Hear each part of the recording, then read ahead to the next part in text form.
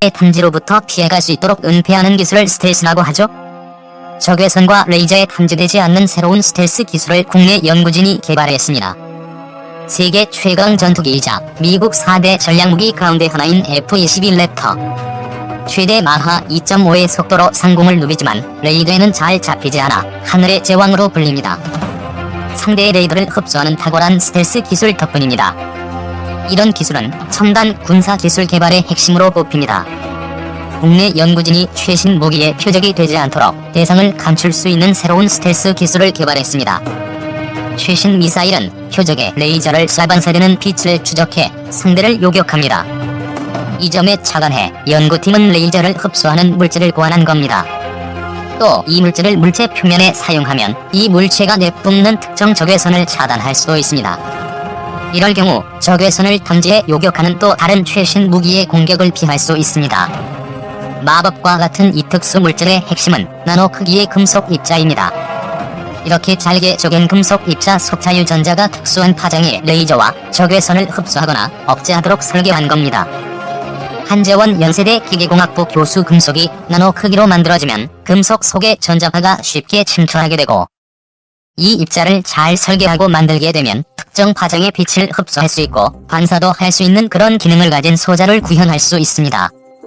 연구팀은 이 원천 기술을 이용해 위장, 군복 등 다양한 방면의 군사 장비를 개발할 수 있을 것으로 기대했습니다. 드론 전쟁 시대의 서막을 보며 지난 9월 27일 코카서스에서 아제르바이잔과 아르메니아 사이의 전쟁이 발발했다. 1991년 소련이 붕괴하면서 독립한 두 나라 간에는 나고르노카라바흐 지역의 민족 문제로 크고 작은 분쟁이 끊이지 않아왔다. 예상과는 달리 이번 전쟁은 6주 만에 아제르바이잔의 완승으로 끝이 났다. 1인당 국민소득 100위권 두 나라 사이에 벌어진 짧은 전쟁에 무슨 관심이 있겠는가 싶지만 여러 나라로부터 주목을 받는 이유가 있다. 아제르바이잔은 개전과 동시에 터키로부터 수입한 무장 드론 바이락타르를 이용하여 아르메니아의 T-72 탱크와 BMP-2 보병 전투 차량을 파괴했다. 10월 14일에는 이스라엘제 자폭 드론 하루브로 S-300 항공포대를 무용지물로 만들었다. 이어 10월 30일에도 바이락타르를 날려 아르메니아의 BM-30 다연장 로켓을 공격했다. 아제르바이잔은 11월 9일 아르메니아의 항복을 받아내며 드론 전쟁 시대의 본격 개막을 알렸다. 미래 전장을 주도할 국방과학 기술로는 대표적으로 인공지능, 드론과 로봇, 전장 사물 인터넷, 무인 자율화, 양자 기술 등을 꼽는다.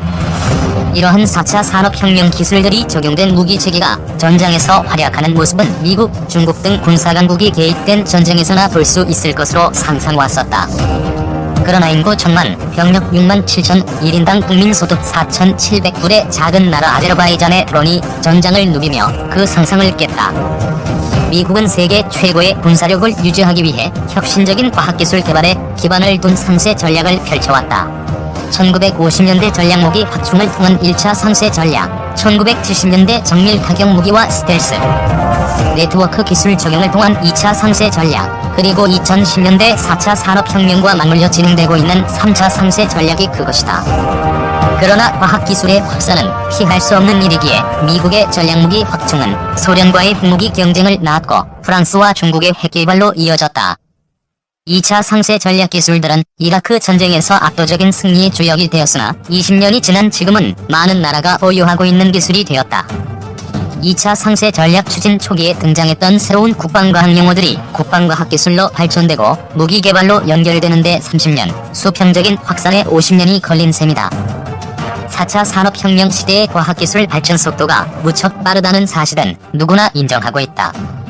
인공지능의 예를 들면 2016년 이세돌과 알파고의 대결 이후 널리 알려지기 시작했는데 미래학자 커즈와일은 2045년이 되면 인공지능 하나의 능력이 인간 전체의 지능을 합친 값을 뛰어넘는 특이점이 온다고 예측했다. 아무리 빠르다 하더라도 2020년에 코카서스 지역에서 발발한 국가 간 전쟁에서 드론이 승패를 갈랐다는 소식은 예측을 뛰어넘어 너무 이르기에 국방연구 개발 혁신을 추진하고 있는 여러 나라를 놀라게 하기에 충분했다. 아제르바이잔 아르메니아 전쟁은 드론 전쟁의 서막이긴 하지만 예고편은 아니다.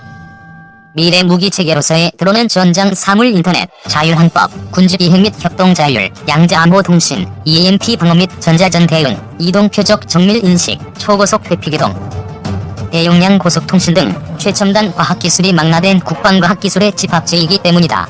이러한 기술들은 국방 선진국 중심으로 또는 다자간 협력을 통해 집중 개발되고 있으나 영화 엔젤 해제폴런에 나오는 공격형 벌떼 드론 수준의 무기가 등장하기까지는 시간이 더 필요할 것 같다. 미래 전장을 주도할 국방과학기술로는 대표적으로 인공지능, 드론과 로봇, 전장 사물 인터넷, 무인 자율화, 양자기술 등을 꼽는다. 이러한 4차 산업혁명 기술들이 적용된 무기체계가 전장에서 활약하는 모습은 미국, 중국 등 군사강국이 개입된 전쟁에서나 볼 수 있을 것으로 상상왔었다.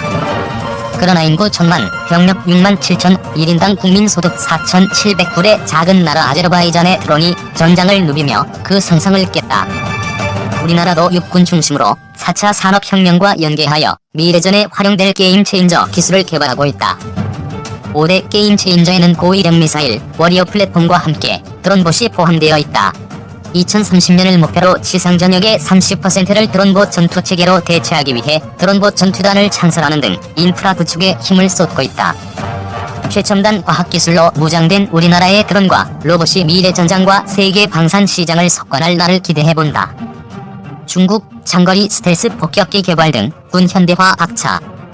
14차 5개년 계획 국방, 경제력 동반 향상 목표 제시.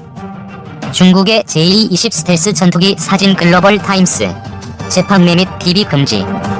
김인구 특파원 중국의 자국 최초의 장거리 스텔스 전략 폭격기와 전자식 캐터펄트로 함재기를 이륙시키는 항공모함 같은 첨단 무기를 14차 5개년 계획기간에 선보일 것으로 보인다고 중국 글로벌 타임스가 3일 보도했다.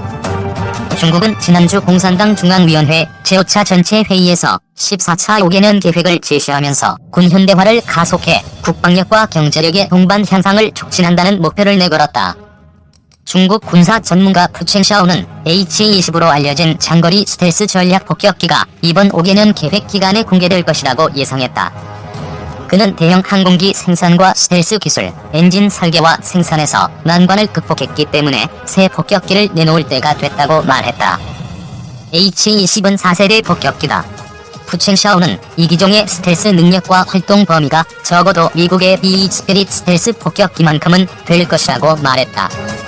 그는 중국의 제2-20 스텔스 전투기도 더 강력한 엔진을 장착할 것이며 드론의 성능도 향상될 것이라고 기대했다. 해군에서는 5년 안에 세 번째 항공모함이 배치될 가능성이 매우 높다고 또 다른 군사 전문가 리즈가 말했다. 새 항공모함은 기존 항공모함보다 훨씬 크고 스키점프 방식보다 효율적인 전자식 캐터펄트 함재기 이륙 시스템을 갖출 것이라고 전문가들은 예상한다. 05 구축함과 054A 구축함 등도 업그레이드될 것으로 보인다. 성능이 향상되는 05 구축함에는 중국이 개발 중인 전자레일건이 탑재될 것이라는 분석이 많다. 항공모함 탑재 스텔스 전투기도 몇 년 안에 공개될 수 있다고 관측가들은 말했다. 군사 전문가 숭중핑은 세계적으로 전략적 경쟁과 군사 갈등이 심해지고 안보의 불안정성과 불확실성이 높아지는 가운데 중국군은 건군 100주년이 되는 2027년까지 국방 및 군대 현대화를 달성